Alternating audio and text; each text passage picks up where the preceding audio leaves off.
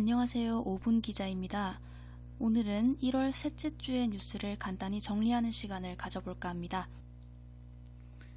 이렇게 세 가지 토픽으로 지난 한 주를 정리해봤는데요. 먼저 국민들의 공분을 샀던 정인이 사건에 대해 알아보겠습니다. 지난해 10월 13일 생후 16개월 아동이 장기간의 학대에 의해 사망에 이른 사건이 발생했습니다. 이 아동학대 치사 사건은 피해자 정인 양의 이름을 따 정인이 사건이라고 불리기도 하는데요. 피해 아동은 생후 7개월 무렵인 지난해 1월 양부모에게 입양되었고 태어난 지 16개월인 10월 13일 세상을 떠났습니다. 양부모는 아동학대 치사 혐의로 재판에 넘겨져 1월 13일 첫 번째 재판이 열렸습니다. 등 부위에 강한 둘력을 가해 췌장이 절단되고 복강 내 출혈을 발생하게 하는 등 복부 손상으로 피해 아동을 사망에 이르게 했다는 게 공소 사실의 요지입니다.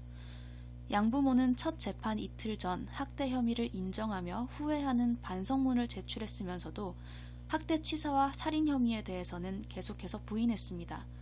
검찰은 살인 혐의를 추가로 적용해 공소장 변경 신청서를 제출한 상태로 다음 재판은 2월 17일에 열릴 예정입니다.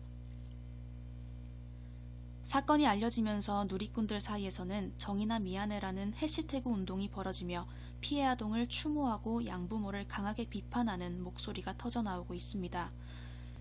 이러한 사건을 예방하고 해결해야 했을 기관들의 미흡한 대처가 참사를 불렀다는 지적도 나옵니다. 피해자가 입양되고 나서부터 사망에 이르기까지의 기간 동안 3차례의 아동학대 의심 신고가 있었음에도 아동보호 전문기관과 피해 아동의 입양 절차를 진행했던 홀트 아동복지회의 방관, 그리고 서울 양천경찰서의 부실 수사로 인해 피해 아동을 살릴 수 있었던 기회들을 놓쳐버렸다는 겁니다. 지난 8일에는 아동학대 범죄처벌 등에 관한 특례법과 민법의 개정안, 일명 정인이법이 국회 본회의에서 통과됐습니다. 특례법 개정안은 아동학대 신고 즉시 수사 및 조사 착수를 의무화했습니다. 경찰이나 아동학대 전담 공무원이 현장 조사를 위해 출입할 수 있는 장소를 확대했으며 아동학대 제지 등 응급조치 시 가해자의 주거지나 자동차에 출입할 수 있도록 명시했습니다. 또한 가해자와 피해 아동은 분리해 조사하도록 했습니다. 민법 개정안에 따르면 친권자가 아동의 보호나 교양을 위해 필요한 징계를 할 수 있다고 규정한 조항이 삭제돼 부모의 자녀 체벌이 원칙적으로 금지됩니다. 한편 이번 사태 직후 여야 의원들이 경쟁적으로 20여 개 이상의 관련 법안들을 쏟아낸 것을 두고 크게 알려진 사건에 대해서만 보여주기식의 졸속 입법을 하는 것 아니냐는 비판도 나오고 있습니다. 다음으로 두 전 대통령의 사면론에 대해 살펴보겠습니다. 국정농단과 국가정보원 특수활동비 상납 사건 등으로 재판에 넘겨진 박근혜 전 대통령에 대한 대법원 제3고심에서 징역 20년과 벌금 180억 원 선고가 내려졌습니다. 2017년 4월 구속 기소된 지 3년 9개월 만인데요. 앞서 새누리당 공천 개입 혐의로 징역 2년이 확정돼 수감 중인 박 전 대통령은 총 22년 형기를 마치고 오는 2039년 87세로 만기 출소할 예정입니다. 형을 확정받은 박 전 대통령은 지난해 10월 대법원에서 징역 17년이 선고된 이명박 전 대통령과 함께 특별사면 요건을 충족하게 됐습니다. 두 전 대통령의 사면론은 이낙연 더불어민주당 대표가 새해 첫날 국민통합을 위해 적절한 시기에 두 전직 대통령 사면을 문재인 대통령에게 건의하겠다고 발언해 이슈로 떠올랐습니다. 이후 여권과 진보 야당 측에서는 사면 반대를, 보수 야당 측에서는 사면 찬성을 주된 입장으로 내세웠습니다. 한편 청와대 강민석 대변인은 사면 논의에 대해 대법원 선고가 나오자마자 언급하는 것은 적절하지 않다. 대통령으로부터 별도의 말씀을 듣지 못했다며 말을 아꼈습니다. 그렇다면 국민들은 이에 대해 어떻게 생각하고 있을까요?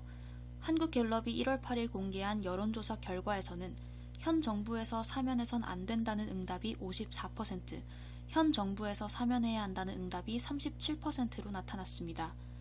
더불어민주당 지지층에서는 사면 반대가, 국민의힘 지지층에서는 사면 찬성이 각각 약 70%로 압도적이었지만 중도층에서 표가 갈렸습니다. 마지막으로 지난 폭설 때 논란이 되었던 배달원의 안전 문제에 대해 살펴보겠습니다. 지난 6일과 13일 전국에 폭설이 내리면서 배달길마저 막혀버리는 상황이 발생한 바 있습니다. 교통사고 위험에 노출된 라이더들은 주문 중개 플랫폼 업체 등에 폭설 때 음식 주문 접수를 멈춰달라고 호소하고 나섰습니다. 플랫폼 노동자 노동조합 라이더 유니온은 배달을 중단하라는 긴급 성명을 냈습니다.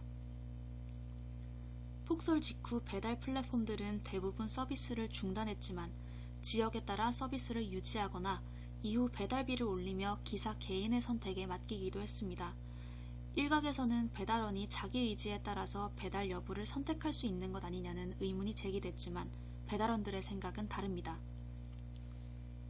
배달을 거부하면 라이더의 평점이 낮아져 배정 대기 시간이 길어지는 등 불이익을 받게 됩니다. 특히 평점이 일정 수준에 미치지 못하는 배달원에게는 배달 요청 메시지가 아예 가지 않는 경우도 있습니다. 때문에 빙판길의 위험성을 잘 모르는 초보자일수록 생계가 어려운 취약계층일수록 위험을 무릅쓰고 배달을 하게 되는 겁니다. 박정훈 라이더 유니온 위원장은 주문 자체를 막지 않으면 누군가는 위험한 배달 업무를 계속 수행할 수밖에 없는 만큼 주문 중개업체가 서비스를 중단할 수 있는 기준 등을 정부가 정책적으로 마련해야 한다고 지적했습니다. 이 주의 3가지 뉴스 어떠셨나요? 도움이 되셨다면 채널 구독과 좋아요 잊지 말아주시고요. 행복한 한 주 보내시기 바랍니다. 다음 주에 만나요.